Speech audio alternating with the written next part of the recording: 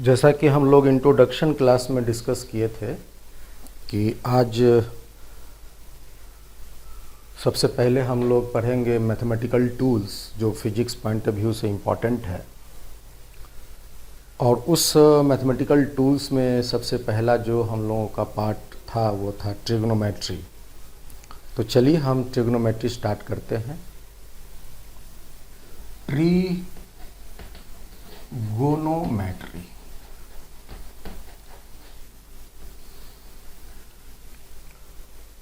इस ट्रिग्नोमेट्री में आप लोग बहुत सारी चीज़ें 9th में 10th में या प्रीवियस क्लास में पढ़े होंगे। यहाँ हम लोग वो हर एक ट्रिग्नोमेट्रिकल कॉन्सेप्ट को यहाँ डिस्कस करेंगे जो मेरे फिजिक्स पॉइंट ऑफ व्यू से इम्पॉर्टेंट है। तो उनमें से बहुत सारी बातें जो अभी हम बताने वाले हैं आप पहले से जानते होंगे, और कुछ बातें ऐसी हो सकती हैं जो आप अगर नहीं जानते होंगे तो आपको ये बातें सभी जाननी होगी। तो ठीक है, हम एक एक करके वो हर एक चीज़ को यहाँ आपके सामने रखते हैं जो मेरे फिजिक्स पॉइंट ऑफ व्यू से काफ़ी इम्पॉर्टेंट है। तो सबसे पहला हम टर्म लेते हैं ट्रिग्नोमेट्री का, दैट इज़ एंगल।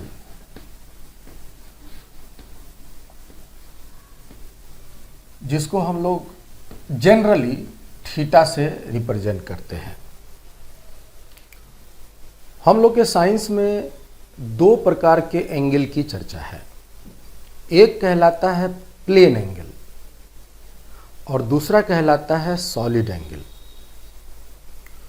तो जहाँ कहीं भी फिजिक्स में या मैथ में या साइंस में जहाँ कहीं भी सिंपल एंगल की बात हो रही हो और वहाँ पर प्लेन या सॉलिड एंगल नहीं इंक्लूड हो, तो आप समझना कि जो एंगल की बात हो रही वो प्लेन एंगल है। और अगर स्पेशली कहीं सॉलिड एंगल की चर्चा होनी होगी तो वहाँ पर सॉलिड टर्म जो है इंक्लूड करके आपको रिप्रेजेंट किया जाएगा। तो इन जनरल अगर हम बात एंगल सिर्फ कहते हैं तो that is the plane angle. क्या है ये प्लेन एंगल? अगर हम आपसे पूछें कि अगर कोई एक वस्तु है या कोई एक लाइन है, सपोज करो कि ये एक सतह है, ठीक है, और ये एक लाइन है, और हम आपसे कहें कि ये जो लाइन है वो क्या ये ऐसे झुका हुआ है या खड़ा है, तो आप क्या कहोगे? आप कहोगे सर ये झुका हुआ है, ठीक है ना। लेकिन अगर हम पूछें कि कितना झुका हुआ है, इसका क्या मेजरमेंट होगा, तो आप क्या जवाब दोगे?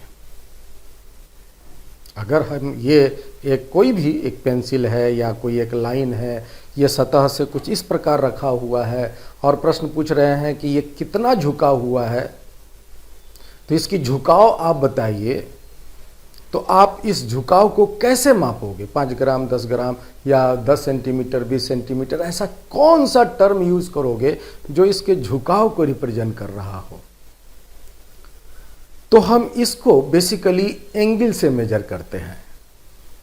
यही जो झुकाव इस लाइन के द्वारा इस सतह के साथ बन रहा है, इसको हम एंगल कह सकते हैं, या एंगल से हम इसके झुकाव को मेजर कर सकते हैं।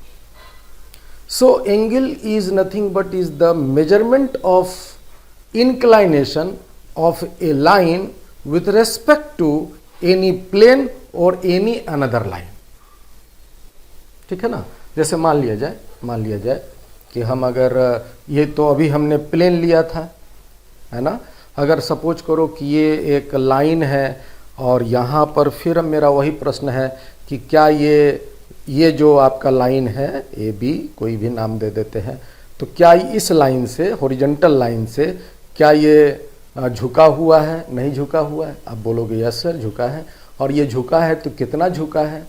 तो आप इसका मेजरमेंट इस तरह से बोल सकते हैं एंगल नाप करके, ठीक है ना।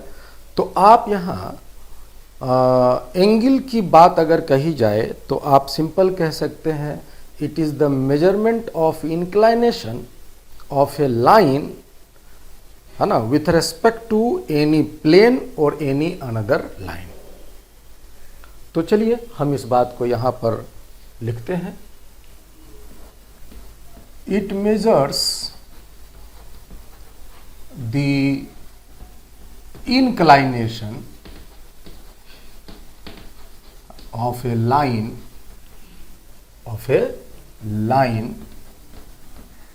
with respect to a plane or any another line। ठीक है, तो यही है। मान लिया जाए कि ये एक आपकी कोई प्लेन हो गई, दिस इज अ प्लेन, और यहाँ पर कोई एक लाइन है, तो ये लाइन जो हुआ सपोज करो ओ ए, वो इस प्लेन के साथ कितना झुका हुआ है, that you can say at an angle theta ये झुका हुआ है।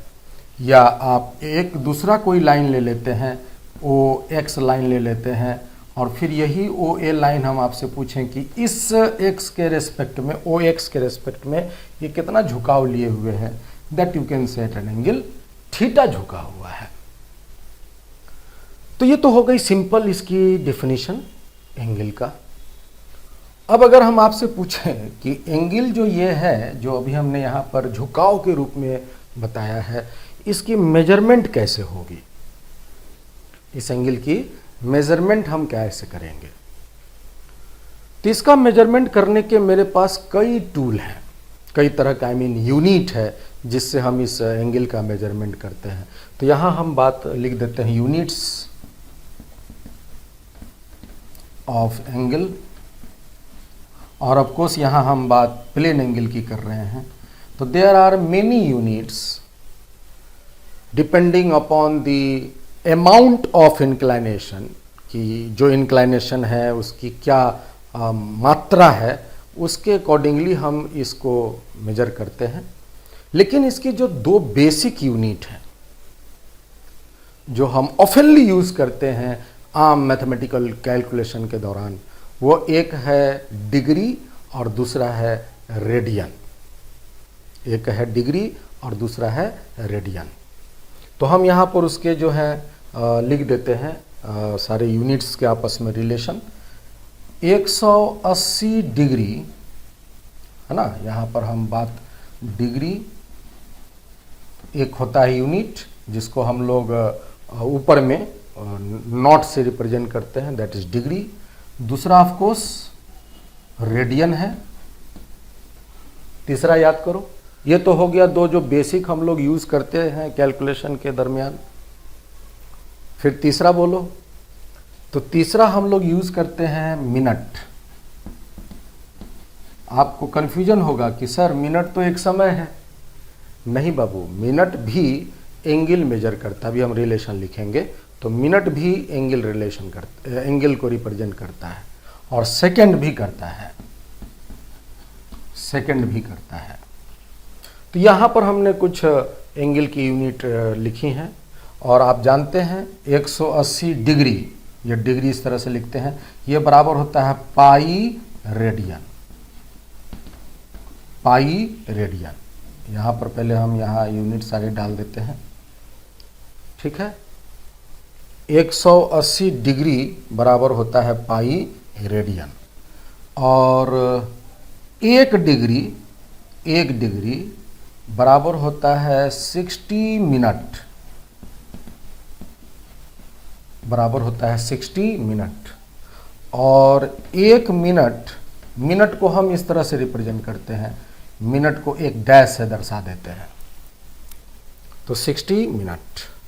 और एक मिनट बराबर होता है 60 सेकेंड। ये बाबू, तो 60 हो गया, ये आपकी सेकंड। सेकंड को हम इस तरह से रिप्रेजेंट करते हैं, डबल डैश से इसको रिप्रेजेंट किया जाता है।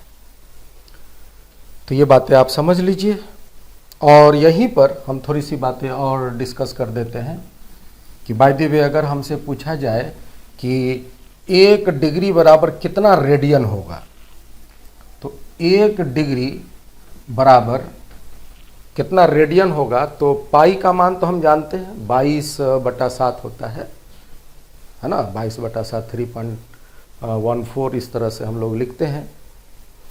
तो यहाँ हम 22/7 रख देंगे और 180 से जब हम इसको डिवाइड करेंगे, आप इसको ऐसे भी लिख सकते हो, 1 डिग्री बराबर π/180 रेडियन, ऐसा लिख सकते हो। और पाई का मान 22/7 यहाँ रखेंगे और इसका जब हम अप्रोक्सीमेट कैलकुलेशन करेंगे तो अप्रोक्सीमेटली इसका मान आता है 0.02 रेडियन। देखिएगा थोड़ा कैलकुलेट करके आप लोग भी, 0.02 रेडियन।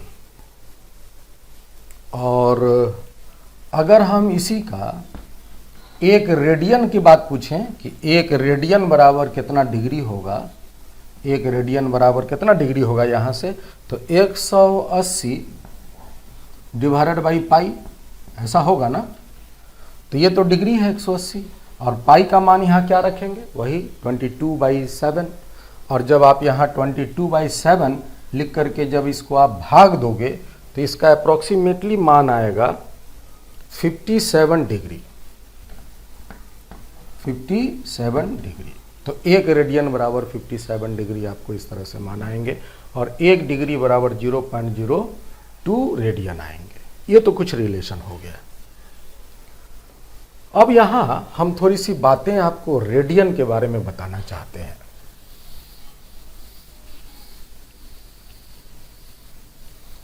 ये जो रेडियन है, नोट कीजिएगा, इसका कैसे मेजरमेंट आया हम लोग के साइंस में। तो जैसे यहाँ देखो, मान लो कि ये एक आपकी सर्किल है, देयर इज अ सर्कल, और सपोज करो कि हम एक यहाँ पर इस सर्किल की एक छोटी सी पार्ट कंसिडर करते हैं, that is a part of a circle, and the length of this part is called the arc length. ये आर्क हो गया सर्किल का ये, और ये जो आर्क है वो सेंटर पे सपोज करो एक एंगल बना रहा है, से इट इज थीटा। इस आर्क की लंबाई एल ले लेते हैं और रेडियस का मान हम आर ले लेते हैं। और अब अगर हम आपसे पूछें ये थीटा यहाँ आप क्या बोलोगे, तो थीटा आप ऑफकोर्स कह सकते हो length of arc, length of arc that is L, and divided by radius, radius that is R, okay, that is angle theta. और आप इस तरह से अगर थीटा जानते हैं, रेडियस जानते हैं, तो लंबाई निकाल सकते हैं। अगर आप लंबाई जानते हैं, थीटा जानते हैं, तो रेडियस निकाल सकते हैं। ये तीनों का, एल, थीटा और आर का आपस में ये रिलेशन है, वो आपको याद रखनी चाहिए। और यहाँ पर जब भी तुम कैलकुलेशन कर करके मान निकालोगे तो ये ध्यान रखना कि जो ये लंबाई है वो और ये जो रेडियस है वो दोनों एक यूनिट में होने चाहिए। अगर ये मीटर में है तो ये भी मीटर में होना चाहिए, अगर ये सेंटीमीटर में है तो ये भी सेंटीमीटर में होना चाहिए। दोनों की यूनिट जो है वो सेम होनी चाहिए। और तब जब हम इसको भाग देते हैं तो जो रिजल्ट हमें आता है उसको हम रेडियन में मापते हैं, उसको हम रेडियन में बोलते हैं, ठीक है।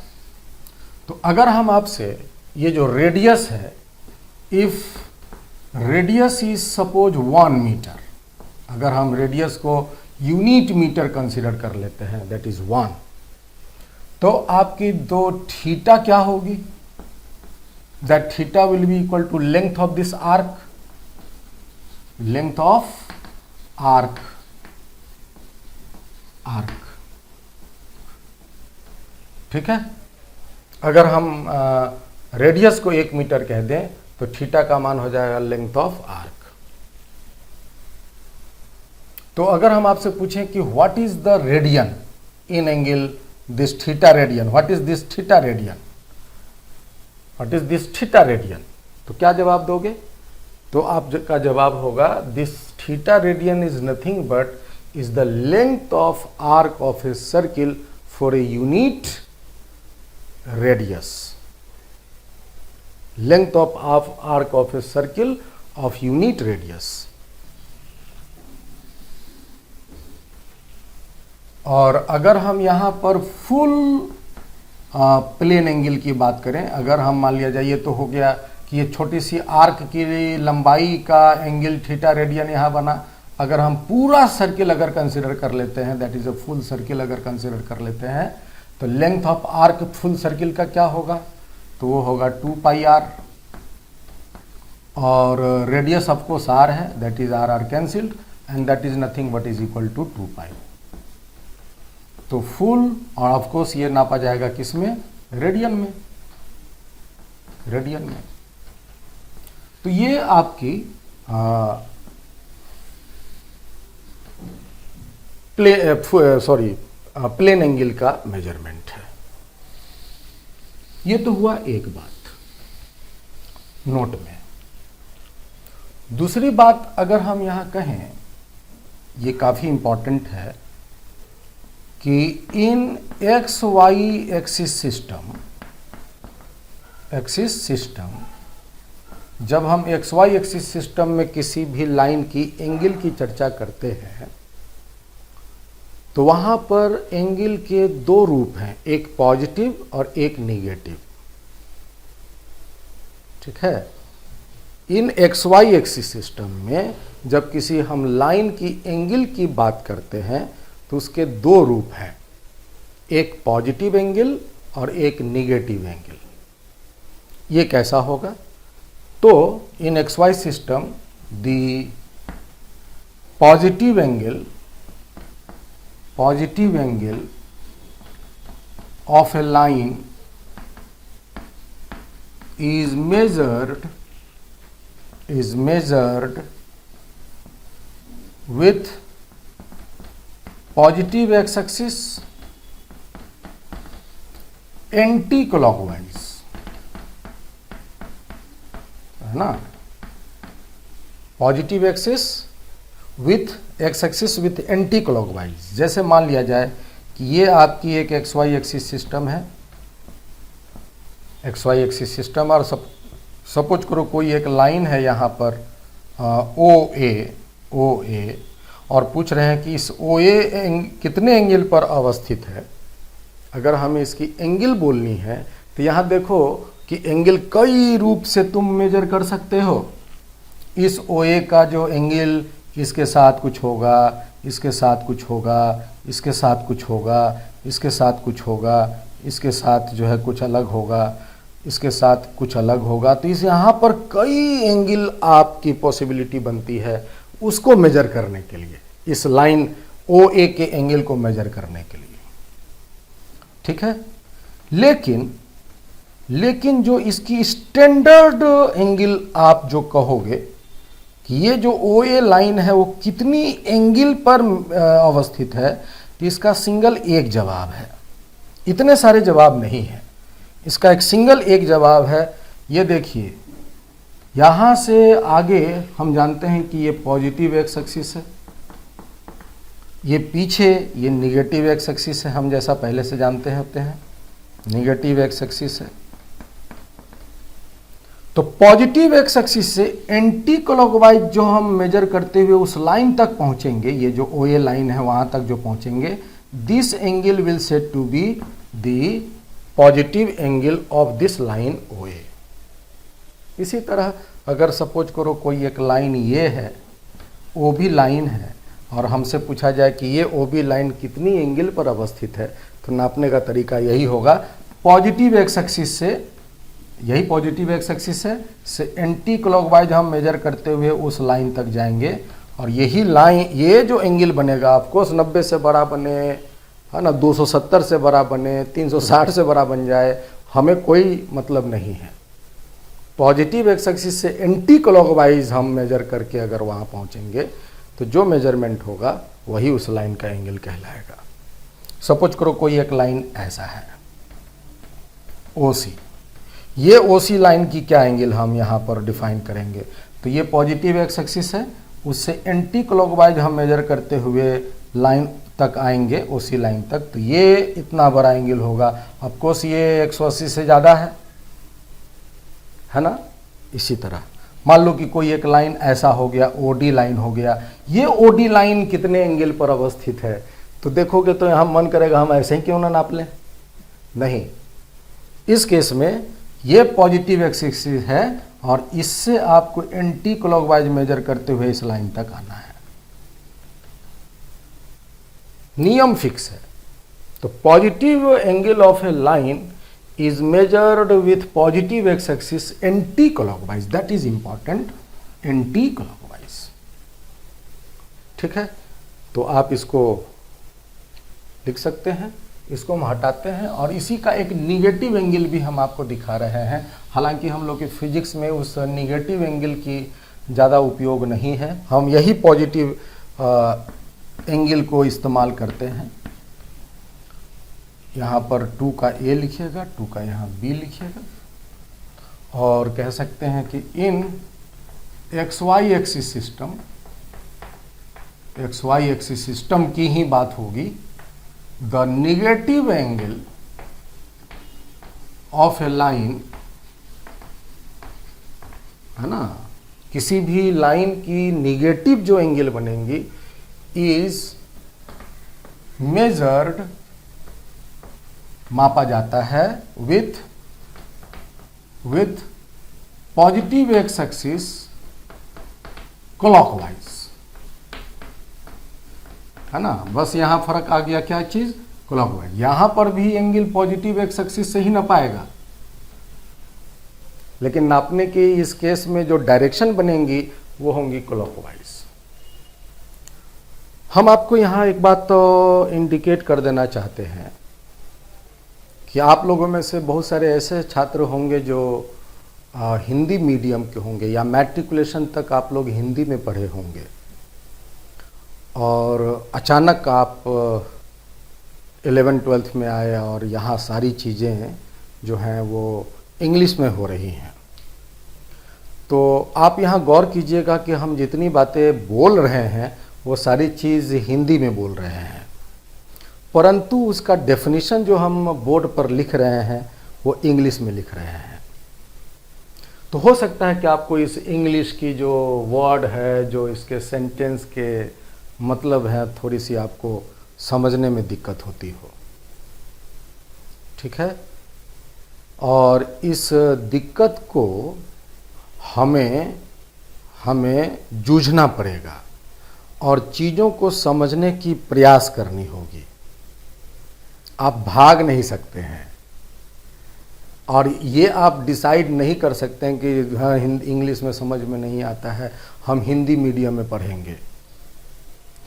तो हिंदी मीडियम में अगर आप अपने आप को अगर ले जाने के लिए उत्सुक हो जाते हैं और माइंड मेकअप कर लेते हैं तो समझ लिए साइंस की मज़ा फिर नहीं रह पाएगी। होगा क्या कि मान लो कि तुम आगे चल के इंजीनियरिंग में जाओगे, मेडिकल में जाओगे, वहीं से साइंस की मज़ा तैयार होती है, मतलब कि जो कैरियर बिल्डिंग में वो हमें काम आता है। तो इंजीनियरिंग कॉलेज में, मेडिकल कॉलेज में, आफ्टर ऑल वहाँ तो आपको इंग्लिश मीडियम में ही पढ़ाई होना है। तो अगर तुम इसको ठीक नहीं करोगे तो वहाँ जाके उलझ जाओगे, फंस जाओगे। ठीक है, तो आपको ये चीज़ें थोड़ी सी तैयार करनी पड़ेगी अपने साथ। कैसे करोगे? तो ज़्यादा कुछ नहीं, जो चीज़ें हम लिख रहे हैं देखोगे बहुत ही सिंपल भाषा में लिख रहे हैं और उसको समझना बहुत बहुत मुश्किल नहीं है ना। भले आप हिंदी मीडियम में पढ़े हो लेकिन इंग्लिश तो कुछ कुछ पढ़े होंगे ना, इंग्लिश तो एक सब्जेक्ट के रूप में पढ़े होंगे ना। तो इतनी बातें, अब चूंकि वो हैबिट में नहीं था, इस तरह से लिखने की प्रैक्टिस में नहीं था, तो वो चीज़ें जो हैं वो थोड़ी सी अनकंफर्टेबल सी हमें महसूस होती है। लेकिन अब जब उसको प्रैक्टिस में ले आओगे, लिखोगे और लिखते ही के साथ साथ उसके माइंड में उसका ट्रांसलेट करके समझने का प्रयास करोगे, थोड़ी सी वक्त लगेगी लेकिन धीरे धीरे वो आप हैबिचुएटेड हो जाओगे, ठीक हो जाओगे। और मैं आपको एश्योर करता हूँ कि आप अगर इस तरह से अपनी पढ़ाई प्रक्रिया में लेते हो, जो बच्चे हिंदी मीडियम के हैं, तो 1 से 1.5 महीना बाद ऑलमोस्ट आपकी इतनी समझ हो जाएगी कि जो हम लिख रहे हैं उसका मतलब क्या है, आप जो कॉपी में उतार रहे हैं उसका मतलब क्या है। भले आप कोई बड़ा इंग्लिश लैंग्वेज के बुक नहीं लिख सकते, इंग्लिश आप बोल नहीं पाएंगे, लेकिन बातें जो हम साइंस में इस्तेमाल हो रही हैं, शब्द और जो सेंटेंस, तो वो आप समझ लेंगे। ठीक है बाबू, तो थोड़ी सी आपको मेहनत करनी पड़ेगी अनकंफर्टेबिलिटी बनेगी, थोड़ा सा आपको लगेगा कि है ना हम अनकंफर्टेबल हो रहे हैं लिखने में, लेकिन धीरे धीरे चीज़ें ठीक हो जाएंगी। और ये ठीक कब होंगी? जब आप उस पर जूझना शुरू करोगे, जो सेंटेंस लिखा है उसको समझने का प्रयास करना शुरू करोगे, उस पर मेहनत करना शुरू करोगे, तब जाके ठीक होना शुरू होगा। भागोगे तो ठीक नहीं होगा।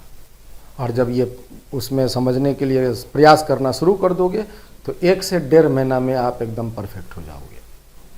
तो चलिए हम बात कर रहे थे यहाँ पर पॉजिटिव एक्स एक्सिस से एंटी क्लॉकवाइज नापेंगे तो वो पॉजिटिव एंगल कहलाएगा, और पॉजिटिव एक्स एक्सिस से क्लॉकवाइज नापेंगे तो नेगेटिव एंगल कहलाएगा। जैसे यहीं देख लीजिए, ये आपकी एक्स एक्सिस है, पॉजिटिव एक्स एक्सिस है, ये वाई एक्सिस है।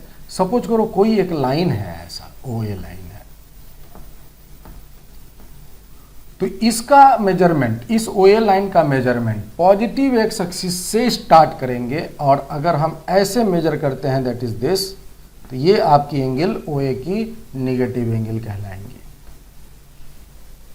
जैसे मान लो कि ये एंगल हो गया 300 डिग्री, तो हम इस थीटा को लिखेंगे -300। सपोज करो ये लाइन है ओ बी, तो ये एंगल अगर पॉजिटिव एक्स एक्सिस से क्लॉकवाइज मेजर करके उस लाइन तक जाते हो तो ये नेगेटिव एंगल कहलाएगा। सपोज करो ये आपकी लाइन है ओ सी, और ये पॉजिटिव एक्स एक्सिस से क्लॉकवाइज मेजर करके आप इस लाइन तक आते हो, तो ये जो एंगल होगा वो नेगेटिव एंगल कहलाएगा। सिमिलरली अगर कोई ये लाइन है ओ डी, और ये ओ डी लाइन का पॉजिटिव एक्स एक्सिस के साथ क्लॉकवाइज मेजर करते हो, तो ये जो एंगल होगा वो नेगेटिव एंगल होगा। ठीक है, अगर मान लिया जाए ये एंगल को तुम कुछ भी लिखते हो 300, ये क्या हो जाएगा, ये 60 डिग्री, तो आप इसको बोलोगे -60 डिग्री, नेगेटिव में बोलोगे। तो वैसे हम इसका इस्तेमाल अपने फिजिक्स में नहीं करते हैं। हम जब भी एंगल की मेजरमेंट करते हैं तो पॉजिटिव एंगल की मेजरमेंट करते हैं, पॉजिटिव एक्स एक्सिस से एंटी क्लॉकवाइज ही मापते हैं।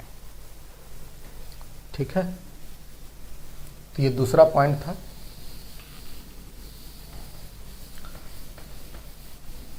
तीसरा point, measurement of slope of a line in XY axis system।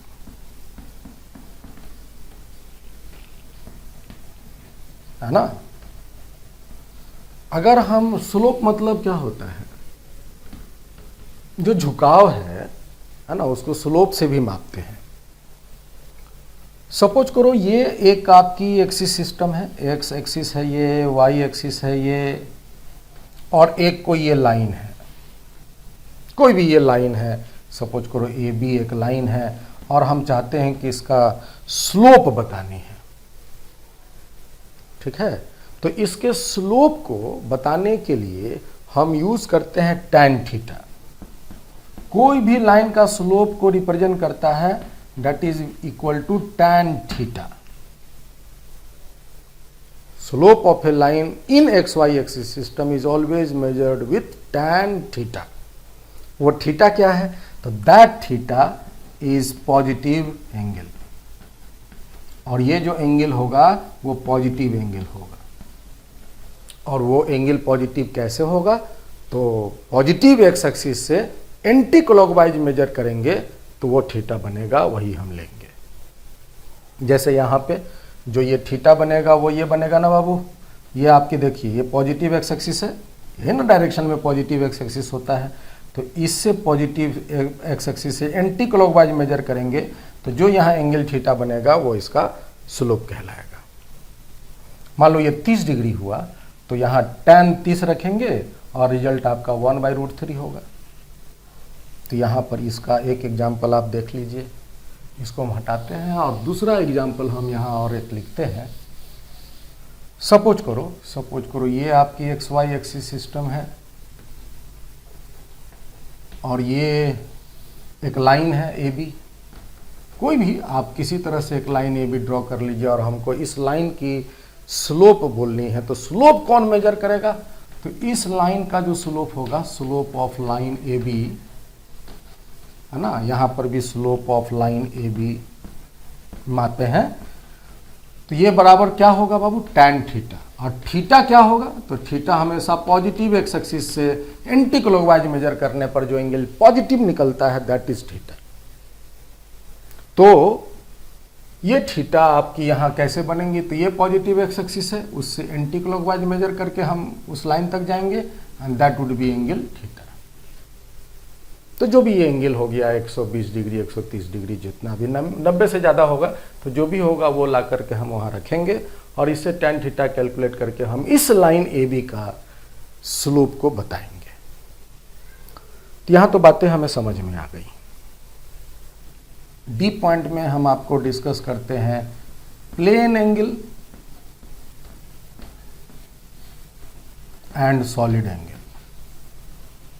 बात यहां कर रहे हैं प्लेन एंगल, इसको बेसिकली हम थीटा से दर्शाते हैं और सॉलिड एंगल को हम ओमेगा से दर्शाते हैं।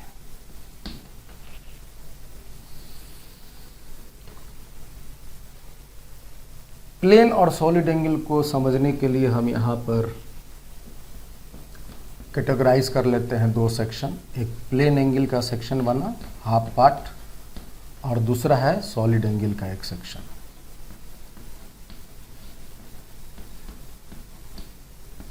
बस थोड़ा सा ध्यान दीजिएगा यहाँ पे। पहली बात कि plane angle is made by a line, made by a line. ये जो एंगल बनेगा वो एक लाइन से तैयार होता है और ये जो एंगल बनता है मेड बाय ए सरफेस। ये जो बनता है वो किसी सतह के द्वारा बनता है।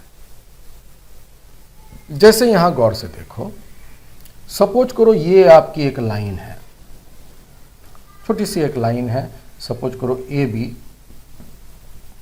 और एक हम यहां पॉइंट कंसीडर किए हैं ओ।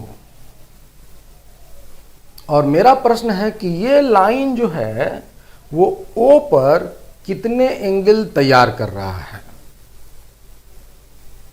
इस केस में मान लो कि हम एक यहां पर एक सतह बनाए, सर्कुलर सरफेस बनाए। This is a circular disc, you can consider this is a circular disc.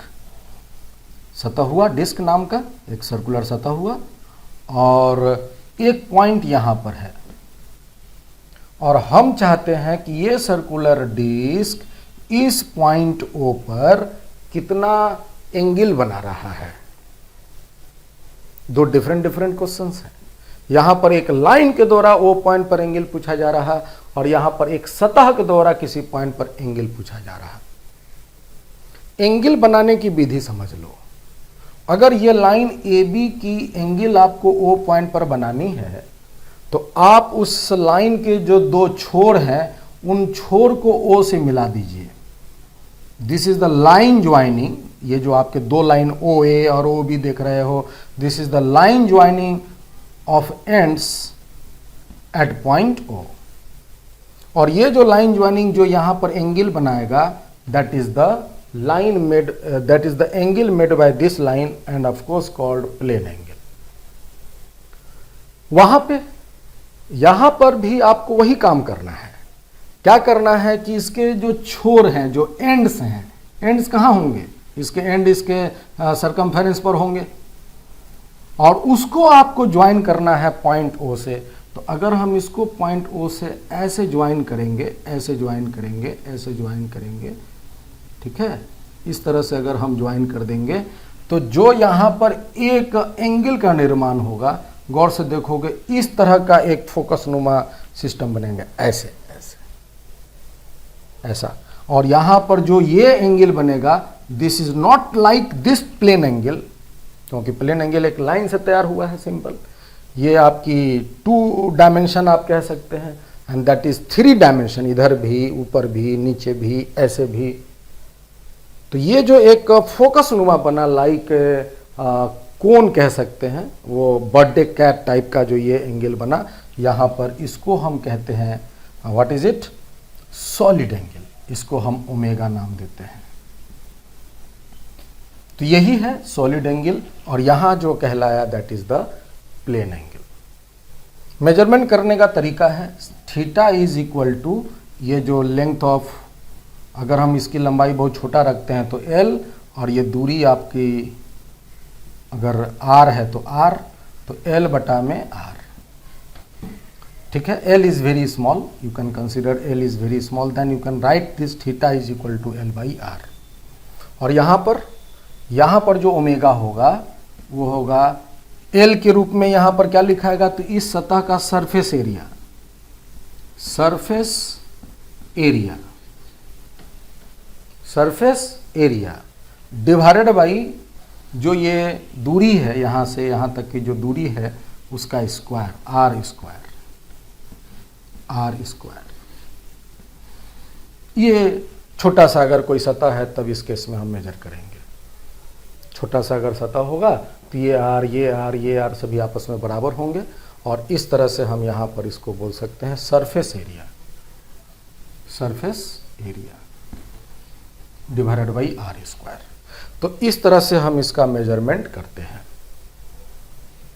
अगर हम इसका कुछ इस तरह से इंडिकेशन दें, सपोज करो कि ये एक सर्किल है,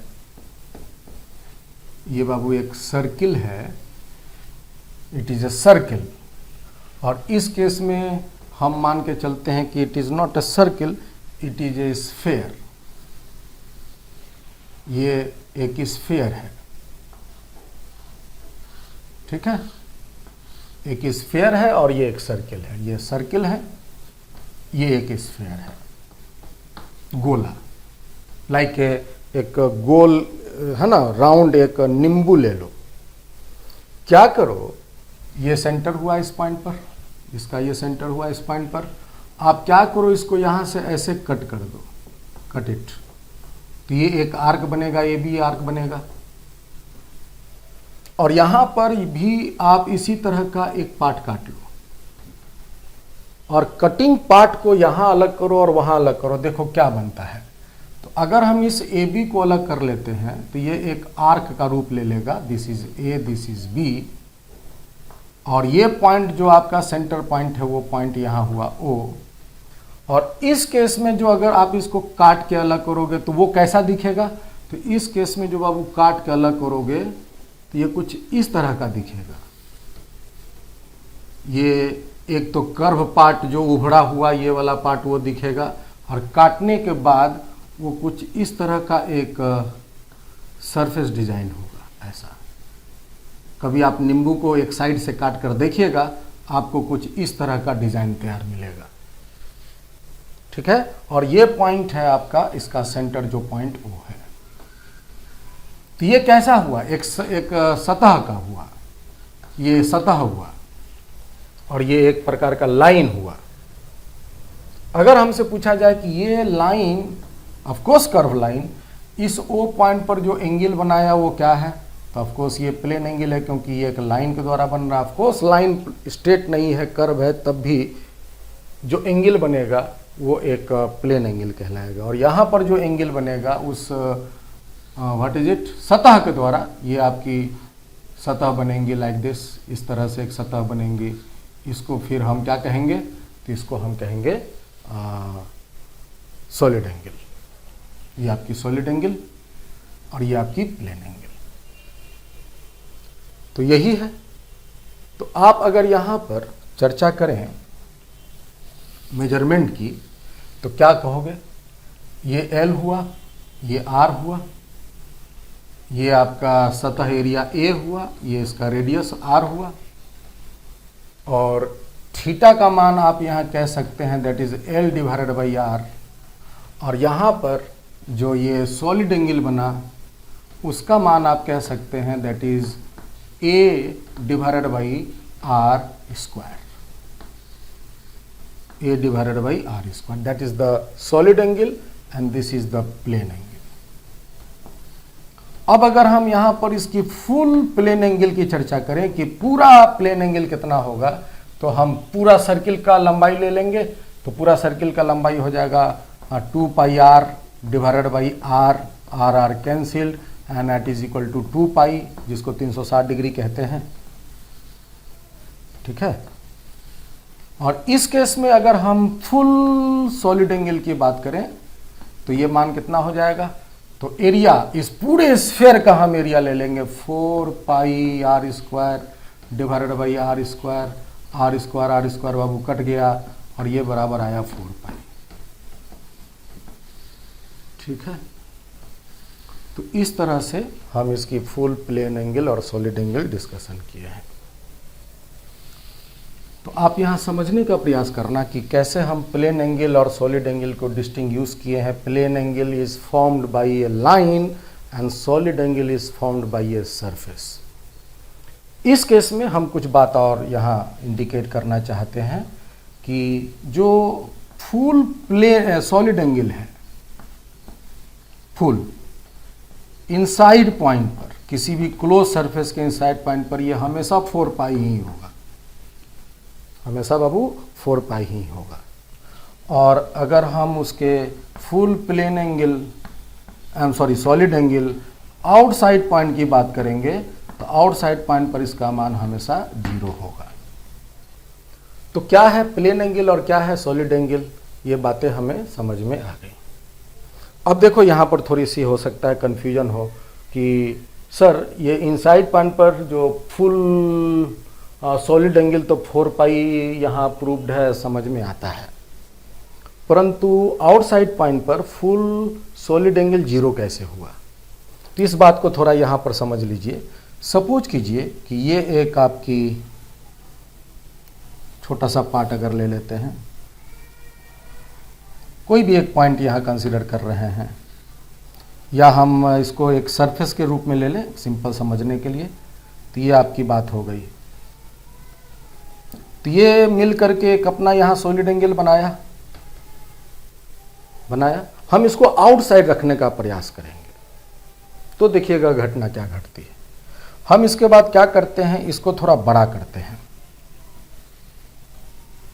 और ये पॉइंट यहीं रखते हैं। इसको हम बड़ा कर रहे हैं और हम इसको बड़ा कर दे हैं, इसे देख रहे हैं। और अब इसके बाद देखिएगा ये पॉइंट जो है मिलाते हैं तो क्या हो रहा है, समझ में नहीं आ रहा, देखिएगा ध्यान से। फिर हम इसको एक बार बना रहे हैं। ये आपकी स्फीयर की पार्ट है, समझ लीजिए ये बाबू स्फीयर की पार्ट है। ये स्फीयर का एक छोटा सा पार्ट आप कह सकते हैं। ये हेमीस्फीयर मान लीजिए, ये हेमीस्फीयर है, ठीक है। और ये पॉइंट हम आउटसाइड की चूंकि बात हो रही है तो हमें जो पॉइंट पर सॉलिड एंगल की चर्चा होगी वो आउटसाइड पर निकालनी होगी। तो यहाँ पर ये मिल करके इसके जो सभी जगह से, यहाँ से ऐसे, यहाँ से ऐसे, यहाँ से ऐसे, ये सभी मिल करके आपस में एक सॉलिड एंगल बनाएगा, ठीक है। तो यहाँ सॉलिड एंगल बन गया। ये सॉलिड एंगल के जो एक्सट्रीम्स लाइंस हैं चारों तरफ 3 डायमेंशन के, ये आपको स्पष्ट दिख रही हैं। अब अगर हम इस सॉलिड, ये जो स्फीयर आपकी है, इस स्फीयर का जो हम बढ़ा रहे हैं, है ना, ये तो हेमीस्फीयर था, हम इसका सर्कुलर पूरा जो है स्फीयर का रूप देने की प्रयास कर रहे हैं। तो अब थोड़ा देर के बाद ये वाला पार्ट बनेगा और अब जो इसका एंगल बनेगा वो कुछ ऐसा बनेगा। छोटा हुआ बड़ा हुआ तो सॉलिड एंगल छोटा हो गया। और हम थोड़ा इसको बड़ा करते हैं, इसको हम थोड़ा और बड़ा करते हैं, ऐसे हम थोड़ा और बड़ा करते हैं। अब देखोगे तो ये जो पार्ट है, अब ये मिल करके यहाँ अपना सॉलिड एंगल बनाया गया है, ऐसे ऐसे ऐसे, तो पहले से और छोटा हो गया। और अगर मान लो कि ये एकदम से पूरा स्फीयर का निर्माण हो जाए तो स्फीयर का निर्माण होने पर ये पूरी जो सॉलिड एंगल है दैट विल बिकम 0। तो आउटसाइड पॉइंट पर सॉलिड एंगल का मान, कोई भी क्लोज सरफेस के द्वारा आउटसाइड पॉइंट पर जो है उसका मान 0 होगा। और इनसाइड पॉइंट पर हर एक तरह की जो है क्लोज सरफेस के द्वारा जो सॉलिड एंगल का फुल मान होगा दैट वुड बी 4 पाई। तो ये बातें हम समझ तो लिए हैं, परंतु हमें ये बातें ध्यान रखनी है। तो यही है प्लेन एंगल और सॉलिड एंगल के बीच में डिस्टिंक्शंस। तो हमने यहां पर इस बात को समझा। अब हम बात करते हैं, और यहीं पर हम चौथा पॉइंट क्या लिखे थे, पॉइंट ही भूल जाते हैं। ठीक है, तो चलो तुम लोग मिलाते हुए चलना। चौथा पॉइंट की हम बात कर रहे हैं। ये जो है it is 2 dimensional 2D angle, और ये जो है 3D angle, it is 3D angle. Okay, और साथ ही साथ इट्स SI यूनिट की अगर हम चर्चा करें, मेरे पास आगे एक यूनिट सिस्टम अलग से एक टॉपिक है जिसमें हम लोग डिस्कस डिटेल से करेंगे, परंतु यहाँ बात अगर सॉलिड एंगल की करें तो it's SI unit is radian. इसका जो SI यूनिट लिया जाता है दैट इज रेडियन, और यहाँ पर इसका जो SI यूनिट है, it's SI unit is steradian, that is this. तो इस तरह से RAD से हम इसको सिंबॉलिकली दर्शाएंगे, और यहाँ SR से इसको दर्शाएंगे। तो यही सारी बातें आपके एंगल के रेस्पेक्ट में ध्यान रखनी है। तो एंगल एक्सिस सिस्टम के आधार पर, अब देखो फिर वही बात हम फिर बोल रहे हैं कि जब एंगल की चर्चा होती है तो अगर उसके बारे में यह ना लिखा रहे कि प्लेन एंगल हो रही है चर्चा, कि सॉलिड एंगल की चर्चा हो रही है, तो आप उसको प्लेन एंगल ही मानकर काम करोगे। ठीक है, जो कि सिंपल है। इस तरह से हम डिस्कस करते हैं। अब बात करते हैं ट्रायंगल की।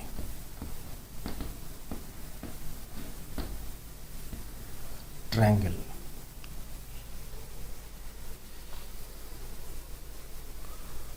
नाम सुने हैं? त्रिभुज क्या होता है? 3 भुजाओं से घिरे हुए क्षेत्र को हम त्रिभुज कहते हैं।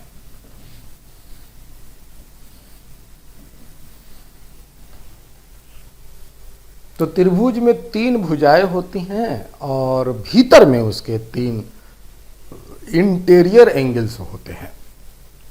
तो ये एक A हुआ, ये मान लो B हुआ, ये मान लो C हुआ। 3 तो इनकी भुजाएं हैं, ये ABC।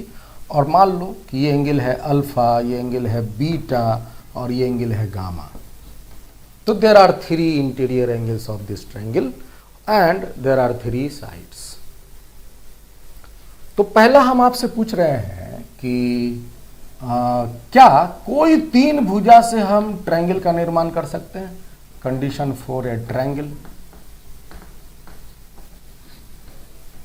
सबसे पहली बात अगर हम आपसे पूछें कि अगर एक त्रिभुज बनानी हो तो 3 भुजा चाहिए, दैट इज मस्ट। बिना 3 भुजा के आप त्रिभुज नहीं बना सकते। मेरा प्रश्न है आपसे कि क्या कोई भी 3 भुजा से हम त्रिभुज बना सकते हैं? तो इसका जवाब है नहीं।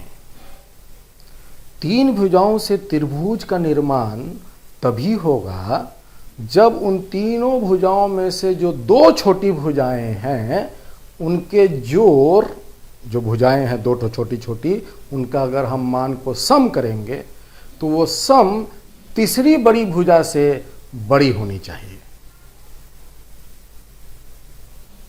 जैसे मान लो कि यहां पर सबसे बड़ी भुजा है बिगेस्ट C, इससे थोड़ी सी छोटी है B, और इससे छोटी है A।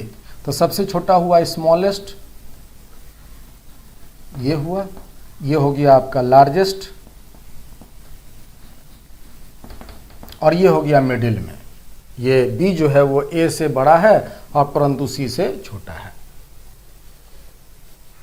अब प्रश्न ये है कि इसमें 3 भुजाओं में छोटी सबसे बड़ी भुजा कौन हो गई? सबसे बड़ी भुजा C हो गई। और छोटी 2 भुजाएं जो आप बोलोगे वो क्या क्या बोलोगे? तो A और B बोलोगे। तो कंडीशन त्रिभुज का है कि ये जो 2 छोटी भुजाएं हैं A और B, इन दोनों का जोड़ तीसरी बड़ी भुजा से बड़ी होनी चाहिए,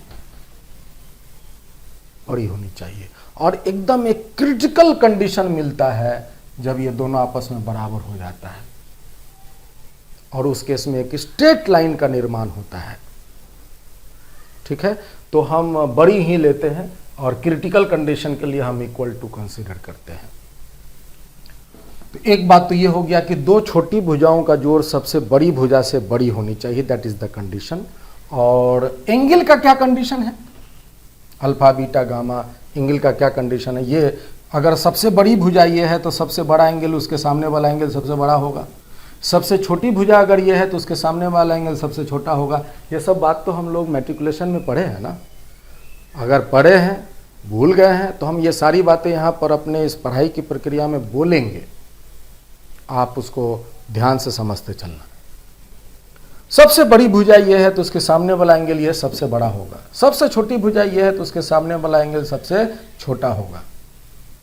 और ये अगर मिडिल का है, इससे बड़ा है, इससे ये छोटा है, तो ये जो एंगल होगा बीटा, वो बीटा जो है वो इससे है ना छोटा होगा, और परंतु इस अल्फा से ये बड़ा होगा। ये बातें हम समझ गए। प्रश्न मेरा यहां ये है कि एंगलों का आपस में क्या शर्त बनेगा। जैसे यहां पर भुजाओं के ये शर्त बने हैं, है ना, कि ये दो छोटी भुजाओं का जोड़ सबसे बड़ी भुजा से बड़ा होगा। प्रश्न है कि यहां पर एंगलों का आपस में क्या संबंध स्थापित होगा, क्या कहोगे? तो इसका जवाब दोगे कि एंगलों का बस एक ही संबंध होना चाहिए कि तीनों का जोड़ आपस में alpha plus beta plus gamma 180 होना चाहिए। ठीक है, तो ये बातें हो गई। तो त्रिभुज बनने के ये हमने शर्त तैयार किए हैं। चलो शर्त पूरा हुआ, और मान लो कि इस त्रिभुज में अगर C सबसे बड़ी भुजा है और उसके बाद B है और उसके बाद है A, C सबसे बड़ा है, उसके बाद है B और सबसे छोटा है A, तब इस केस में आप क्या कहेंगे? तब आप इस केस में कहेंगे कि जो C के सामने वाला जो एंगल होगा gamma, that would B biggest, और ये जो बड़ा होगा किससे? तो बीटा से, और बीटा बड़ा होगा किससे? तो अल्फा से। बड़ी भुजा के सामने वाला एंगल बड़ा होगा, सबसे छोटी भुजा के सामने वाला एंगल सबसे छोटा होगा। ये बात ध्यान रखिएगा। मान लिया जाए कि अगर A और B दो भुजाएं आपस में बड़ी हो गई, बराबर हो गई। सपोज करो हमने एक ट्रायंगल ऐसा लिया कि ये A है, ये B है, ये C है, और ये भुजा आपस में बराबर हो गया। ये मान लिया जाए ये A के सामने अल्फा, B के सामने एंगल बीटा और C के सामने एंगल गामा, और A और B आपस में बराबर हो गया। तब इस केस में क्या कहेंगे आप? तब आप इस केस में कहेंगे कि A और B अगर दो भुजा बराबर है तो उसके आमने सामने वाला एंगल भी आपस में बराबर होगा, अल्फा बराबर होगा बीटा के, गारंटी। और सपोज करो कि अगर तीनों बराबर हो जाए, अल्फा भी, बीटा भी, A भी, B भी और C भी अगर तीनों आपस में बराबर हो जाए, तब क्या कहेंगे? तब बोलेंगे कि भाई इसके भीतर जो तीन एंगल हैं वो भी तीनों आपस में बराबर हैं। तो ये त्रिभुज के कुछ खास प्रॉपर्टी हैं जो आपको ध्यान रखनी चाहिए। ये सवाल बनाने में जो है वो इदा कदा काम आते रहता है। तो आपकी जानकारी में अगर है तो अच्छी बात है, नहीं है तो आप जान लीजिए। दो भुजाएं अगर त्रिभुज की बराबर हों तो इसको आइसोसेलेस ट्रायंगल बोलते हैं,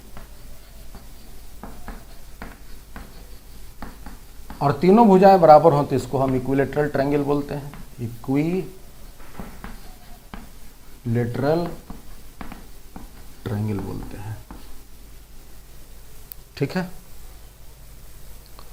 तो यही बात है जो आप ये समझ लीजिए। हम यहां पर त्रिभुज की बात किए हैं तो नोट कर लेते हैं एक छोटी सी बात त्रिभुज के रेस्पेक्ट में, कि मान लो ये एक त्रिभुज है और ये है A, ये है B, ये है C, ये है अल्फा, ये है बीटा, ये है गामा, और तीनों भुजाएं अलग अलग हैं। विषम बाहु त्रिभुज हो गया। और हम आपसे अगर इस त्रिभुज का एरिया पूछें, एरिया ऑफ ट्रायंगल क्या होगा, ठीक है, तो आपको तो एक फॉर्मूला मालूम होगा, हाफ बेस इनटू हाइट, एक बड़ा ही जनरल और वेल नोन फार्मूला है ट्रायंगल का। तो यहाँ पर देखिए उस तरह का फॉर्मूला अगर आप जानते हो, सिर्फ वही जानते हो, तो थोड़ा सा आपको मुश्किल होगी। थोड़ा हम यहाँ एरिया लिख देते हैं, समझने का प्रयास कीजिएगा। एरिया है हाफ। आप देख लो कि यहाँ पर चूंकि हम तीनों एंगल को रिप्रेजेंट कर दिए हैं, परंतु हो सकता है कि किसी सवाल में बस एक ही एंगल दिया हुआ हो। ओके, तो देखिए कौन एंगल आपको दिया है। मान लो कि आपको एंगल दे दिया है अल्फा, तो फिर देखो कि अल्फा जो एंगल है, उस एंगल को बनाने वाली दोनों भुजाएं कौन है। तो इस अल्फा को एंगल को बनाने वाली भुजाएं हैं बी और सी। तो इसका जो त्रिभुज का, पूरे त्रिभुज का जो एरिया होगा, half B into C into sine alpha, B into C into sine alpha. अगर आप अल्फा जानते हैं तो आपको ये दोनों भुजाओं से आप मान निकाल सकते हैं। सिमिलरली मान लिया जाए कि अल्फा नहीं जानते, आप बीटा जानते हैं, तो बीटा देखिए कि किन दो भुजाओं से बना है। तो बीटा जो ये बना है, ये जो एंगल बीटा बाबू बना है, वो ए से बना है और सी से बना है। तो इसका मान होगा हाफ ए into C into sign beta, ठीक है। और सिमिलरली अगर मान लो अल्फा बीटा आप नहीं जानते हैं और सवाल में दिया हुआ जो डाटा है उसके अनुसार गामा आप जानते हैं, तो गामा एंगल बनाने वाला दो भुजा हैं ए और बी, तो इसका मान होगा half A B sine gamma. तो इस तरह से आपको आराम से तेजी से मान इसके निकल जाएंगे, ठीक है। तो ये बातें आप थोड़ा ध्यान रखिएगा, तो काम करने में आसानी होगी। बात चूंकि एरिया की उठी है, तो थोड़ी सी बात हम त्रिभुज के केस में बताना चाहते हैं। मान लो कि ये ट्रायंगल है और ये बाबू देखो, ये आपकी एक छोटी सी आर्क लेंथ हो गया ए बी, है ना, इसका रेडियस है आर, और ये मान लो एंगल बन रहा है थीटा।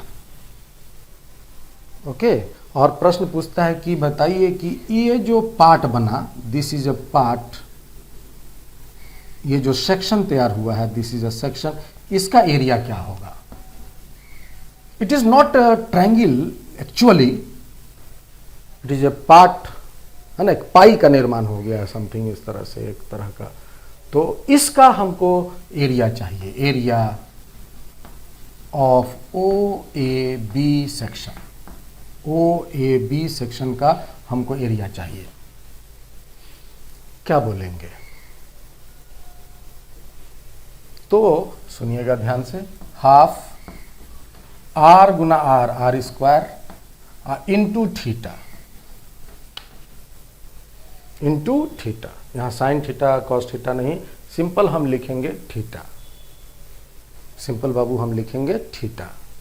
और थीटा जो होना चाहिए वो रेडियन में होना चाहिए, थीटा इन रेडियन। जैसे मान लो यहाँ 30 डिग्री है, तो यहाँ 30 डिग्री नहीं लिखेंगे, उसको रेडियन में कन्वर्ट कर लेंगे, ठीक है। कैसे रेडियन में कन्वर्ट करेंगे? 30 डिग्री को रेडियन में कैसे कन्वर्ट करेंगे? अगर आपको 30 डिग्री दिया है, इसको रेडियन में कन्वर्ट करना है, कैसे करोगे? तो 30 में डिग्री को हटाएंगे, और 1 डिग्री बराबर क्या होता है? तो पाई बाई 180 रेडियन होता है ना। तो आप इसमें 1 डिग्री की जगह, या जो डिग्री हटाया, तो डिग्री की जगह पाई बाई 180 रेडियन डाल दोगे, तो इससे आपको कट के मान आ जाएगा पाई बाई 6 रेडियन, ठीक है। तो हम शायद वहाँ प्रैक्टिस नहीं करवाए हैं, हम आगे बढ़ते चले गए हैं। तो आप देख लीजिएगा, हमने आपको, इसको हम फिर बता देते हैं, नोट तो कर ही रहे हैं। तो 1 डिग्री बराबर होता है पाई बाई 180 रेडियन, होता है ना। तो इसी तरह से हम ये बात को याद रखते हैं, ये बात को हम ध्यान रखते हैं। अब जैसे मान लो कि हमें 30 डिग्री का रेडियन बनाना है, तो 30 हो गया, ये जो डिग्री है इसको हम हटाएंगे और इसकी जगह हम पाई बाई 180 रख देंगे और आपस में कैलकुलेशन करेंगे। तो ये 0 कट जाएगा, 6 18, नीचे में 6 बचेगा, तो आ जाएगा π/6 रेडियन। इसी तरह से किसी का भी, जैसे आपको 60 डिग्री का आपको रेडियन बनाना है तो कैसे बनाओगे, तो 60 डिग्री हटाओगे तो π/180 लिखोगे ना, और ये 0 0 कट जाएगा, 6 18, तो ये π/3 ये रेडियन आएगा। इसी तरह से कोई भी आप डिग्री को रेडियन में कन्वर्ट कर सकते हो। जनरली हमें फिजिक्स में ज़्यादातर जगह पर जो है वो डिग्री को रेडियन में बदलने की ज़रूरत पड़ती है। और जैसा कि हम अगर मान लो कि रेडियन में दिया हुआ है और आपको उसे डिग्री में कन्वर्ट करना है, तो उसके लिए कैसे करोगे।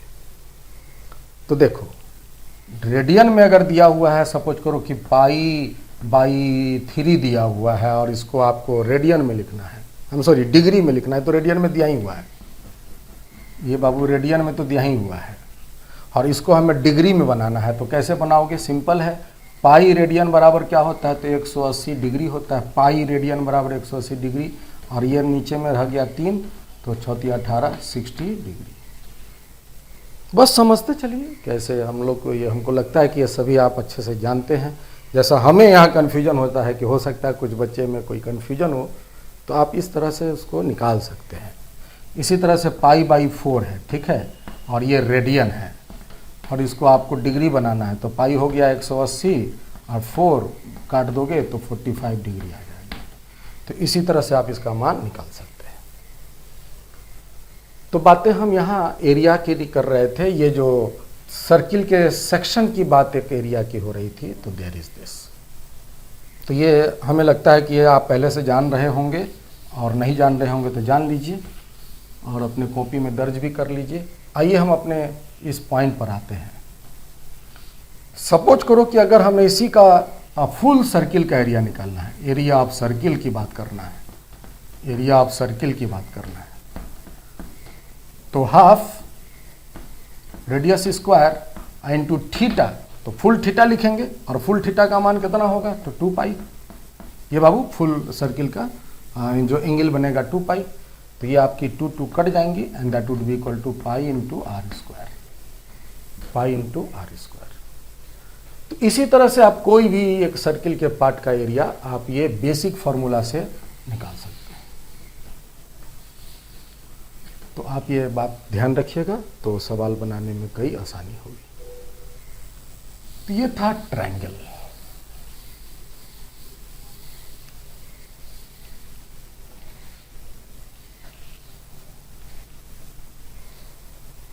अब यहां हम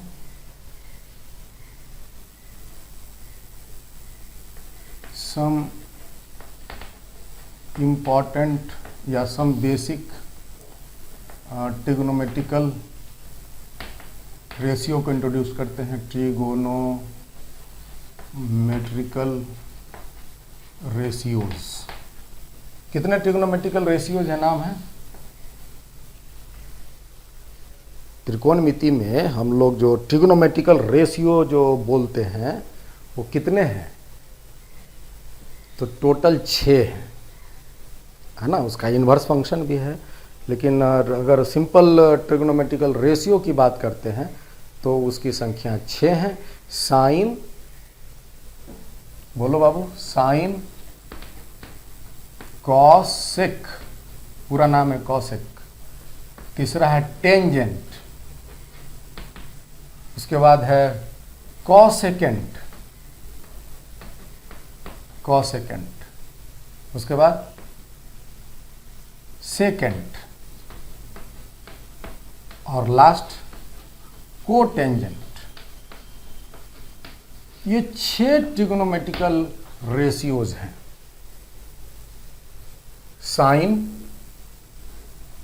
cos, tan, cosecant, cosec short में हम लिखते हैं कॉसेक, सेकेंट शॉर्ट में इसको सेक लिखते हैं, और कोटेंजेंट इसको हम शॉर्ट में कॉट लिखते हैं, लेकिन इसका पूरा नाम यही है। ठीक है। यहां पर एक बात और याद रखने वाली है कि द टी रेशियोज, जो ट्रिग्नोमेट्रिकल रेशियो को हम लोग शॉर्ट में अगर टी रेशियोज अगर बोलते हैं, ये जो टी रेशियोज हैं, the T ratios are only defined with an angle. ये जो टी रेशियो होते हैं वो अकेले परिभाषित नहीं है, ये हमेशा एक एंगल के साथ परिभाषित होता है। जैसे हम मान लिया जाए यहाँ कहते हैं कि शॉर्ट में लिखते हैं तो साइन थीटा या टैन बीटा या सेक गामा, कुछ भी, कोई भी हम यहाँ पर बीटा थीटा गामा इस तरह का अगर सिंबल उसके बगल में लगाए हैं तो ये मस्ट है कि these all theta beta and this is gamma, these all must be angle. वो एंगल होना चाहिए। एंगल छोड़ के उसके बगल में कभी भी कोई दूसरा चीज नहीं होगा। That must always be an angle. छोटा एंगल हो बड़ा एंगल हो, लेकिन हमेशा वो एंगल के साथ ही डिफाइंड होगा। ठीक है, तो इसकी संख्या टोटल कितनी है? तो 6 है। इसी तरह से हम cosec theta, tan theta, cosec theta, sec theta, cot theta, ये सारा चीज डिफाइन कर सकते हैं। ठीक है,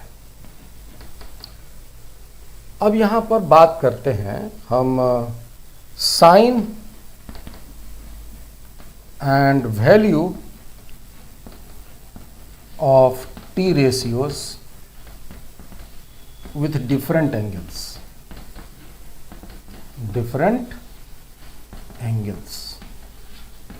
ये बात समझने का प्रयास करना।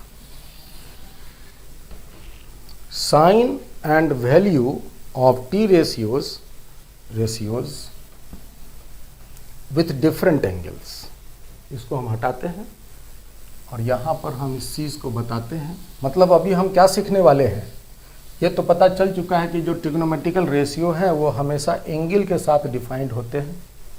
तो अलग अलग एंगल के साथ अगर ट्रिग्नोमेट्रिकल रेशियोज लगे हैं तो उसकी क्या वैल्यू होंगी और उसका क्या साइन होगा, माने कौन पॉजिटिव होगा कौन नेगेटिव होगा। तो इसको हम एक चार्ट से दर्शाते हैं। तो आप इसको डिस्कस पहले समझ लो, उसके बाद फिर आप लिखना। चार्ट तैयार करते हैं हम क्वाड्रेंट का। ठीक है, इस लाइन को आप शायद लिख लिए होंगे, तो हम इसको हटा देते हैं। Sign and value of trigonometrical ratio with different angles, ये हम लोग का टॉपिक है। हमने अभी इसके पहले एक बात जिक्र किया था एंगल का, और कहा था कि एक्सिस सिस्टम में, ये आपकी एक्सिस सिस्टम है, ऑफकोर्स एक्स एक्सिस है, ये वाई एक्सिस है, ये निगेटिव एक्स एक्सिस है जिसको हम एक्स डैश बोलते हैं, ये निगेटिव वाई एक्सिस है, इसको हम वाई डैश से रिप्रेजेंट किया है। ठीक है, ये आपको छुप गया होगा तो इसको हम यहाँ लिख देते हैं वाई।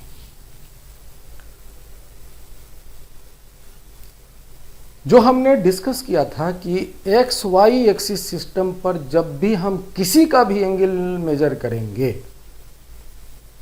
तो पॉजिटिव एंगल मेजर करेंगे, और तरीका होगा पॉजिटिव एक्स एक्सिस से एंटी क्लॉकवाइज का मेजरमेंट। ठीक है, तो हम किसी भी चीज का जब एंगल मेजर करेंगे तो वो एंगल मेजर करेंगे, ये है आपका पॉजिटिव एक्स एक्सिस, है ना, ये पॉजिटिव एक्स एक्सिस, इसी से हम एंटी क्लॉकवाइज जा करके किसी का भी एंगल नापेंगे। जैसे अगर हम आपसे पूछते हैं कि भाई बताओ कि ये खुद पॉजिटिव एक्स एक्सिस कितने एंगल पर अवस्थित है, क्या बोलोगे? What is the angle of positive X axis, क्या बोलोगे? तो पॉजिटिव एक्स एक्सिस वो अपने साथ नापेगा तो 0 एंगल पर है।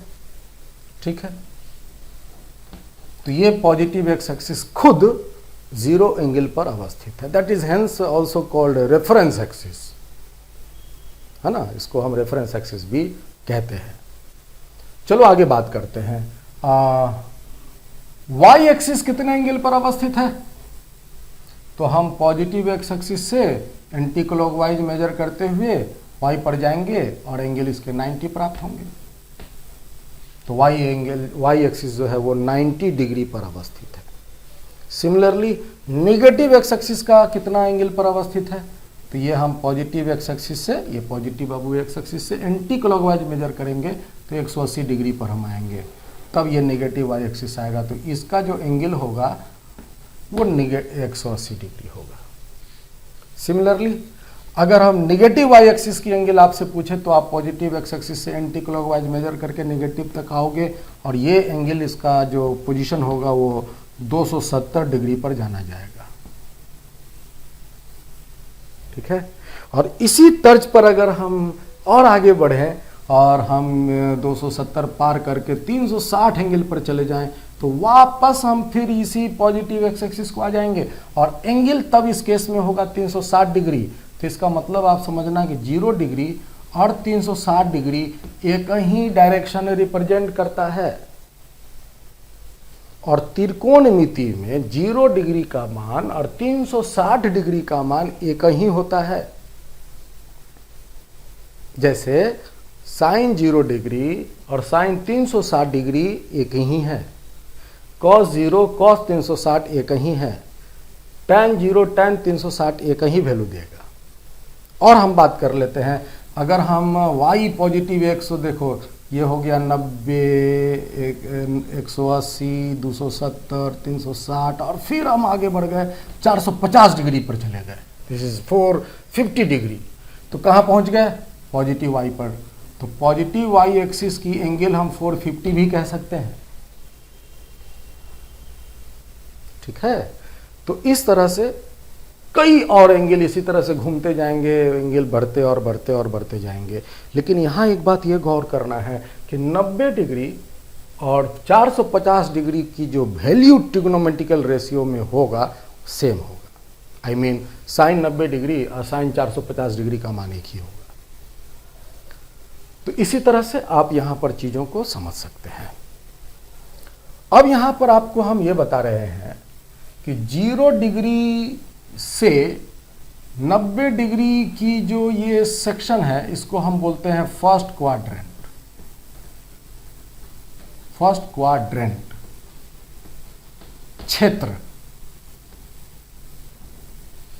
जो लाई करता है 0 से 90 के बीच। मतलब अगर हम आपसे पूछें कि 55 डिग्री किस क्वाड्रेंट में है, तो 0 और 90 के बीच में आया 55 डिग्री, तो कहेंगे वो फर्स्ट क्वाड्रेंट में है।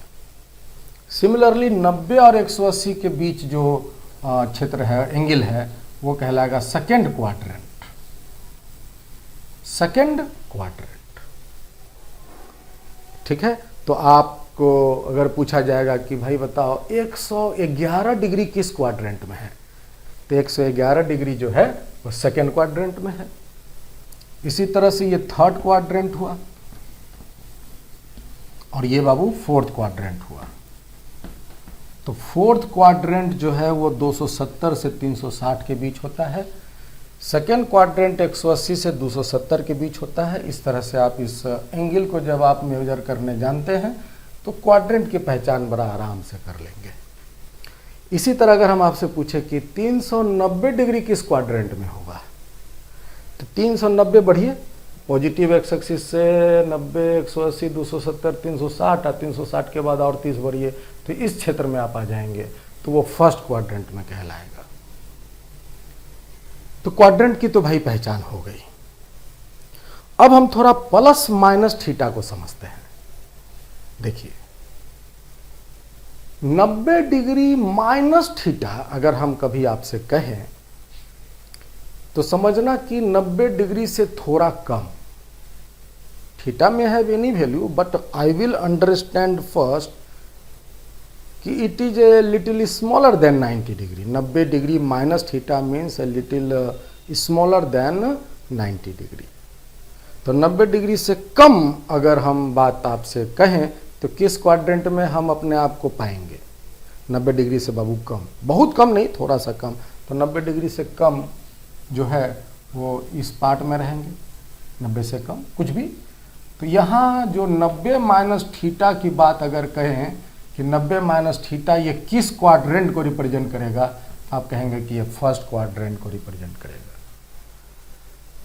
परंतु अगर 90 प्लस थीटा कहें तो आप क्या समझेंगे, तो it is a little greater than 90 degree, so you will understand this 90 degree से थोड़ा ज्यादा, दैट इज 90 प्लस थीटा। ठीक है, तो ये सेकेंड क्वाड्रेंट में आ जाएगा। इसी तरह से 180 में थोड़ा कम, तो 180 माइनस थीटा भी सेकेंड क्वाड्रेंट में होगा और 90 प्लस थीटा भी सेकेंड क्वाड्रेंट में होगा। और 180 प्लस थीटा की बात कर देंगे तो थर्ड क्वाड्रेंट में आ जाएगा। इसी तरह से 270 माइनस थीटा की बात करेंगे, ये भी थर्ड में होगा। परंतु 270 प्लस थीटा बोलेंगे तो वो फोर्थ में चला जाएगा। और यहाँ पर 360 माइनस थीटा बोलेंगे, ओके, तो वो क्या बोलेंगे, फोर्थ में। और 360 प्लस थीटा बोलेंगे तो ये आपका फर्स्ट में आ जाएगा। या 0 माइनस थीटा बोलेंगे तो 0 माइनस थीटा फोर्थ में, और 0 प्लस थीटा बोलेंगे तो फर्स्ट में जाएगा। तो इस तरह से किसी भी वैल्यू के साथ अगर थीटा लगा है, 0, 90, 180, 360, 270 के साथ अगर थीटा प्लस या माइनस में लगा है तो हम उससे क्वाड्रेंट की पहचान कर सकते हैं। ठीक है, तो हम क्वाड्रेंट की पहचान कर लिए। अब याद रखिए, फर्स्ट क्वाड्रेंट में जो भी एंगल हैं 0 से 90 के बीच जितने एंगल हैं, इस एंगल के साथ जितने ट्रिगोनोमेट्रिकल रेशियो हैं सारे पॉजिटिव मान देते हैं, ऑल पॉजिटिव।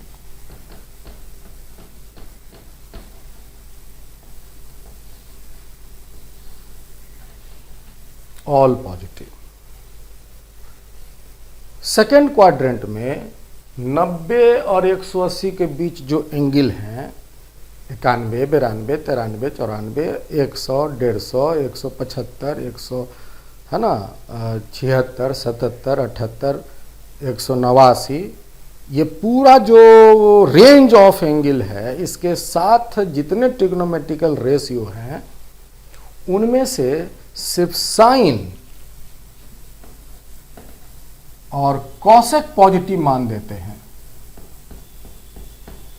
बाकी जितने हैं वो सभी निगेटिव मान देते हैं।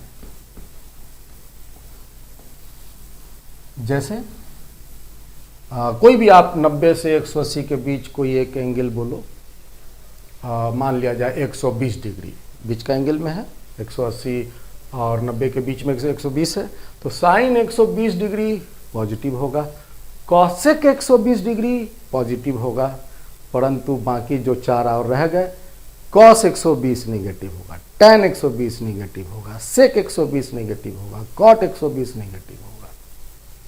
तो ये समझना है। थर्ड क्वाड्रेंट में जो 180 270 के दरमियान है, इसमें टैन और कॉट पॉजिटिव मान देते हैं और बाकी सभी जो है वो निगेटिव मान देते हैं। ठीक है, और इधर में बात कर लेते हैं, तो इधर में कॉस और सेक पॉजिटिव मान देने वाले ट्रिग्नोमेट्रिकल फंक्शन है इस क्वाड्रेंट के एंगल में, और बाकी जितने भी हैं वो सभी निगेटिव मान देने वाले हैं। तो आप ये बात को समझ लीजिए। तो यही है क्वाड्रेंट सिस्टम। और इसके बाद एक बात हम आपको यहाँ पर बता देते हैं, नोट कीजिएगा इसको, और फिर उसके बाद हम इसका फॉर्मूला डिज़ाइन कर लेंगे। नोट कीजिएगा इस बात को कि पहला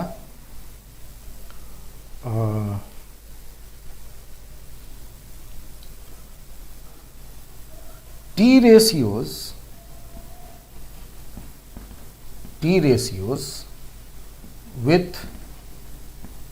with 0 degree plus minus theta, 180 degree plus minus theta, 360 plus minus theta, ठीक है, माने एक्स एक्सिस की पॉजिटिव या नेगेटिव रिप्रेजेंटेशन को ये रिप्रेजेंट कर रहा है। 0 प्लस माइनस थीटा ऊपर नीचे यही होगा, 360 प्लस माइनस थीटा या 180 प्लस माइनस थीटा, इस तरह से T ratio with this will not change. ये टी रेशियो चेंज नहीं करता। ये अभी हम लोग फॉर्मूला जब डिजाइन करेंगे तो वहां पर ये बातें आपको काम आएंगी कि इस तरह के टर्म के साथ अगर टी रेशियो कनेक्ट है तो वहां वो टी रेशियो जो अपना नाम है, जो उसका रूप है, वो चेंज नहीं होता। और दूसरा, T ratios with 90 plus minus theta ले लें, 270 प्लस माइनस थीटा ले लें, 450 प्लस माइनस थीटा ले लें, माने वाई एक्सिस के रेफरेंस का एंगल अगर आप लेते हो 90 degree, 270 degree, 450 degree, Y axis के एंगल को ये रिप्रेजेंट करने वाला जो वैल्यू है 90 प्लस माइनस थीटा लगा हुआ उनके साथ, इस केस में चेंज कर जाते हैं, विल चेंज। इस केस में बाबू चेंज कर जाते हैं। और कौन चेंज करके क्या बनता है, ये बात को हम यहाँ पे इंडिकेट कर देते हैं। यहाँ पर आप लिखिएगा। इस केस में तो चेंज किए ही नहीं, इस केस में तो चेंज किए ही नहीं। बात कर लेते हैं साइन जो है चेंज करके चेंज टू कॉस। कॉस बाबू चेंज होकर के साइन, टैन जो है वो चेंज होकर के कॉट, कॉट चेंज होकर के टैन, टैन सेक चेंज होकर के कॉसेक, कॉसेक पहले हम लिख देते हैं, चेंज होकर के सेक, और सेक चेंज होकर के कॉसेक बनते हैं। ठीक है, इस के साथ। और अगर यहाँ पर अगर 90, 270, 450 प्लस माइनस थीटा लगा हुआ है तो साइन चेंज में, साइन चेंज होकर के कॉस में, कॉस चेंज होकर के साइन में। और अगर इसी तरह 180, 370, 360 जीरो अगर लगा हुआ है तो साइन साइन ही रहेगा, कॉस कॉस ही रहेगा, ये चेंज नहीं होगा। तो कब प्लस होगा कब माइनस होगा ये बात का डिसीजन ले लिया, और कब चेंज होगा नहीं होगा ये बात का डिसीजन ले लिया। अब हम यहाँ एक दो एग्जाम्पल से आपको ये बात को हम समझाते हैं, इसको हम मिटाते हैं। ठीक है, तो हम इसी को हटाते हैं। अभी आप बात को समझे हैं, देखिएगा और समझने का प्रयास कीजिएगा। एग्जाम्पल हम यहाँ पर ले रहे हैं कुछ एक फॉर्मूला का। पहला, अगर हमसे पूछा जाए साइन 270 माइनस थीटा का फॉर्मूला क्या बनेगा। अभी हम वैल्यू की बात नहीं कर रहे हैं, वैल्यू तो अभी हम लोग सीख लेंगे, पहले तो फॉर्मूला डिजाइन हो जाए, क्योंकि इसके साथ बहुत सारे हैं, है ना। Sine 90 degree plus minus theta, cos 190 plus minus theta, tan 90 plus minus theta, cosec 90 plus minus theta. तो ऐसे कॉम्बिनेशन बनाओगे तो सैकड़ों इसके जो है डिज़ाइन थे, सैकड़ों तो नहीं लेकिन बहुत सारे बन जाएंगे। तो सबको आप रट नहीं सकते हैं, रटोगे तो कभी प्लस या माइनस में कन्फ्यूजन होगा। तो कुछ बातें हैं जो अगर हम ध्यान से सीख लें, समझ लें, तो चीज़ें वो हमेशा जीवन भर दिमाग में रहेंगी। तो वही चीज़ हम यहाँ तैयार कर रहे थे। तो यहाँ हम बात कर रहे हैं 270 माइनस थीटा का फॉर्मूला क्या बनेगा। तो सबसे पहली बात आप ये देखो कि 270 माइनस थीटा की क्वाड्रेंट क्या है। माने वो जो साइन के बगल में जो ये एंगल है, ये पूरा एंगल ही होगा। साइन के बगल में जब भी कुछ भी होगा, छोटा मोटा बड़ा, डिवीजन में, मल्टीप्लिकेशन में, कुछ भी होगा, हमेशा पूरा इंटायर टर्म एक एंगल होगा। So this is angle because it is with sine. और ये जो एंगल है वो किस क्वाड्रेंट का एंगल है। 270 माइनस थीटा ये किस क्वाड्रेंट का एंगल है। तो आप कह सकते हो कि सर ये जो है वो थर्ड क्वाड्रेंट का एंगल है। क्योंकि 270 जो है 270 से कम हुआ तो थर्ड क्वाड्रेंट में आ गया। तो थर्ड क्वाड्रेंट का ये एंगल है। अब देखो कि मतलब कि ये जो साइन है वो थर्ड क्वाड्रेंट वाले एंगल से जुड़ा है, और थर्ड क्वाड्रेंट वाले एंगल के साथ साइन कैसा बिहेव करता है, पॉजिटिव या निगेटिव देता है। तो थर्ड क्वाड्रेंट के साथ पॉजिटिव कौन देता है, बस याद रखना। तो थर्ड के साथ पॉजिटिव देता है tan, tan का उल्टा cot। तो tan पॉजिटिव देता है, मतलब कि तब साइन नेगेटिव देगा। तो इसका मतलब है कि साइन ये थर्ड क्वाड्रेंट के साथ वैल्यू निगेटिव देगा। तो यहां से आपकी साइन डिसाइड हो गई कि ये जो वैल्यू होगा, चाहे कुछ भी वैल्यू हो, वो निगेटिव वैल्यू होगा। अब इसके बाद यहां लिखा है 270 डिग्री प्लस माइनस थीटा पर टी रेशियो चेंज करते हैं, और साइन जो है वो चेंज करके कॉस बनते हैं। तो फॉर्मूला बना साइन 270 माइनस थीटा बराबर माइनस कॉस थीटा। 270 का फंक्शन हो गया, यहां माइनस यहां निकला इसलिए मत समझना, क्योंकि यहां माइनस है इसलिए माइनस बाहर आ गया, ऐसा नहीं समझना। 270 के लिए इसको चेंज कर दिया और माइनस माइनस हो गया और चेंज होकर के कॉस थीटा, ये फॉर्मूला नहीं है, ऐसा चीज मत समझ लीजिएगा। क्वाड्रेंट की पहचान करो। देखो ये ट्रिग्नोमेट्रिकल रेशियो इस क्वाड्रेंट एंगल के साथ माइनस या प्लस क्या देता है, और 270 में चेंज करता है, तो चेंज करके लिख दो। 270 का काम अब खत्म हुआ। जैसे मान लिया जाए, इसी में देखिए साइन 90 माइनस थीटा अगर हम इस तरह से लिखे हुए हैं, ठीक है। तो अब समझिएगा, ये 90 माइनस थीटा ये किस क्वाड्रेंट का वैल्यू है, ये फर्स्ट क्वाड्रेंट का है। ये बाबू फर्स्ट क्वाड्रेंट का है 90 माइनस थीटा। और फर्स्ट क्वाड्रेंट में क्या है ना कि ऑल वैल्यू जो है वो पॉजिटिव मान देंगे, जितने ट्रिग्नोमेट्रिकल रेशियो है वो पॉजिटिव मान देंगे।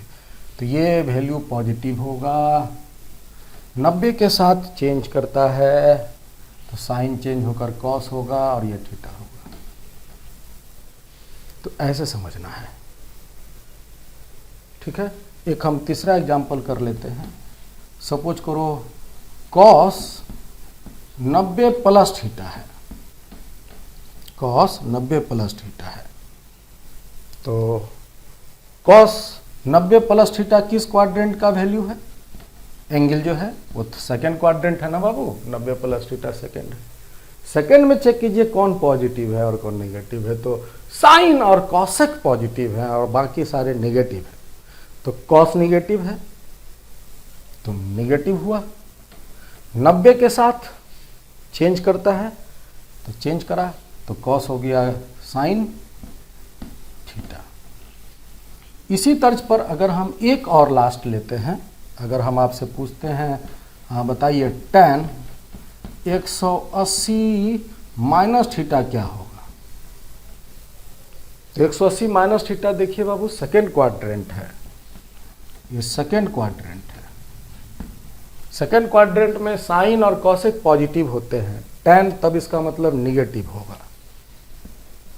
180 डिग्री 180 प्लस माइनस थीटा पर चेंज नहीं करते ये लिखा था, तो tan tan ही रहेगा और थीटा।